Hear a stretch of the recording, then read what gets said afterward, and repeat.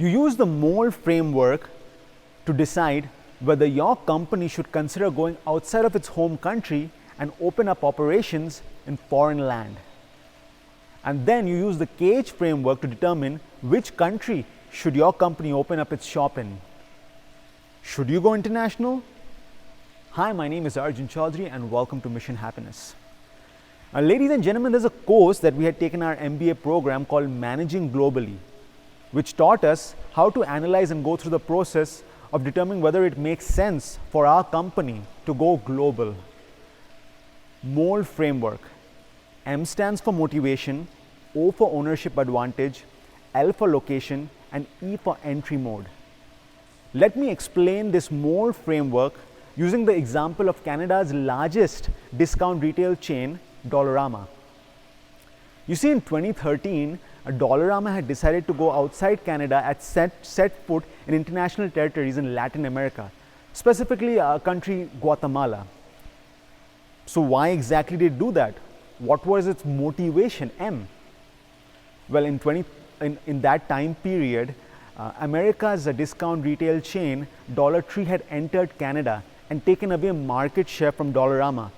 And hence, Dollarama was motivated to seek new markets and new customers, and therefore it decided to consider going international.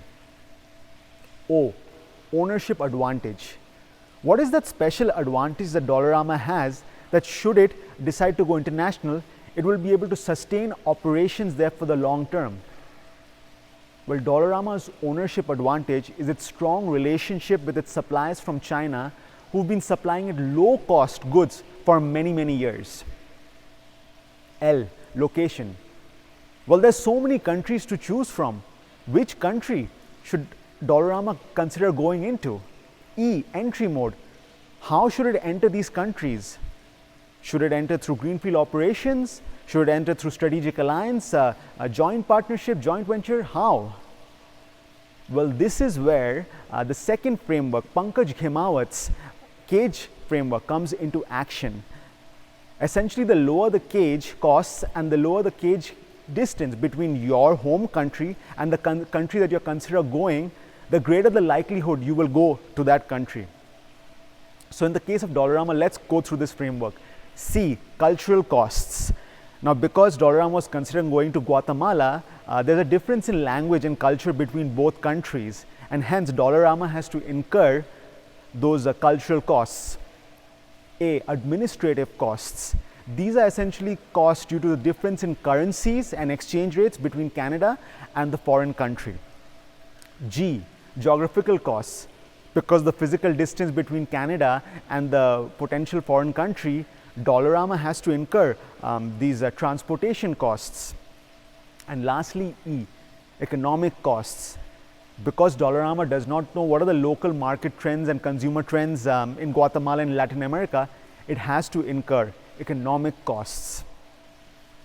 So essentially what Dollarama did, it decided to go to Guatemala via the entry mode of forming a strategic alliance with Dollar City. Dollar City was basically a local discount retail chain in Latin America. So hence, by forming a strategic alliance, it lowered its CAGE costs, and therefore it made sense for Dollarama to enter the Latin American market. So all in all, ladies and gentlemen, what I'm trying to say is that if your firm is considering going international, you need to first go through and implement the MOLD framework and then the CAGE framework. Remember, happiness is the key to success. I'm Arjun Chaudhary.